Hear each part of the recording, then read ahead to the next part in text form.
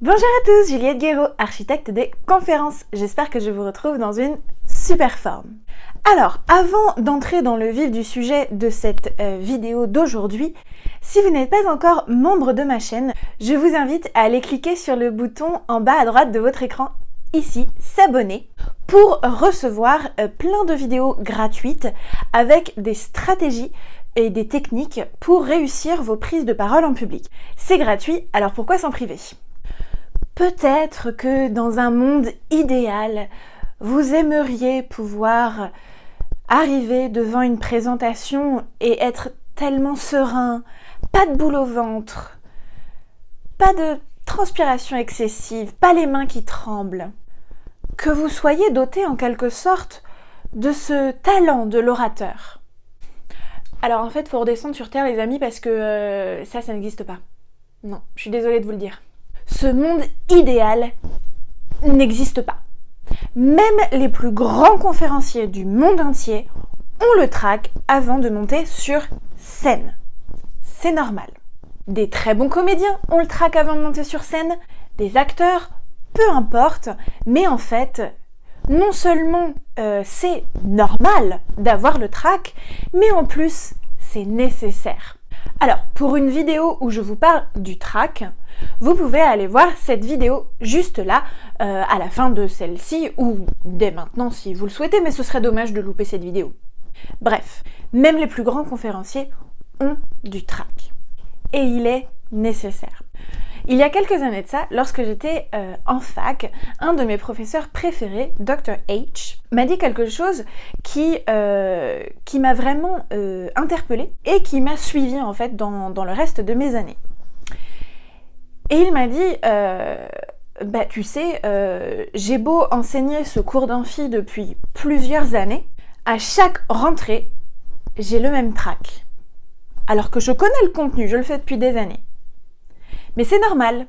Et en fait, le jour où je n'aurai plus le trac avant d'aller à ce cours d'amphi, faudra tout simplement que je change de métier. Et j'ai trouvé ça génial en fait. Mais oui, c'est vrai. Parce que ça voudrait dire qu'on n'en a plus rien à faire si on n'avait pas ce petit trac. Donc vous voyez, même un professeur qui a l'habitude de donner des cours d'amphi a le trac lorsqu'il va aller donner un cours qu'il fait depuis des années. Le trac est donc nécessaire. Et il ne faut pas croire que les grands conférenciers se sont réveillés un jour, pam, ils ont le talent de l'art oratoire. Non, pas du tout. La prise de parole en public est une discipline qui s'apprend. Elle n'a absolument rien d'inné et les grands conférenciers ne sont absolument pas des magiciens.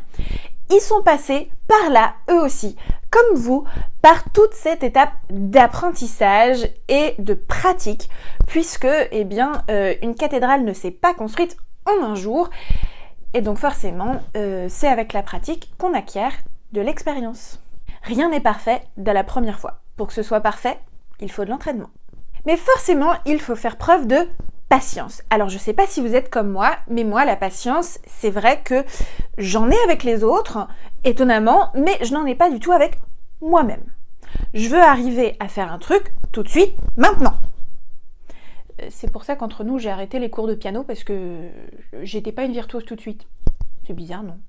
La prise de parole en public, c'est pareil. On ne naît pas avec un talent de la prise de parole en public, de l'art oratoire, ou toutes ces choses comme ça.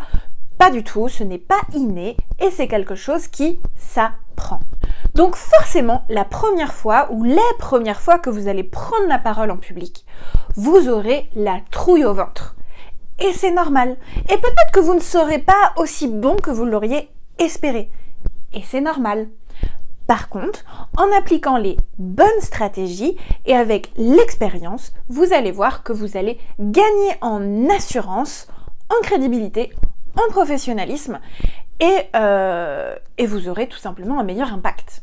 Il ne faut pas croire que vous n'avez pas de talent. Ce n'est pas vrai. Vous pouvez tous y arriver, à condition d'avoir les bons outils.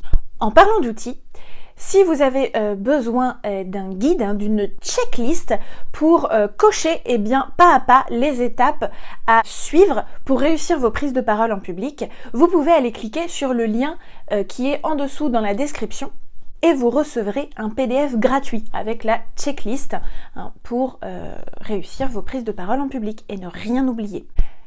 Être conférencier, ça prend. Être un bon orateur, ça prend. Alors vous aussi, vous en êtes capable. Allez, je vous souhaite plein de courage et moi, je vous retrouve dans une prochaine vidéo. À bientôt. Ciao, ciao.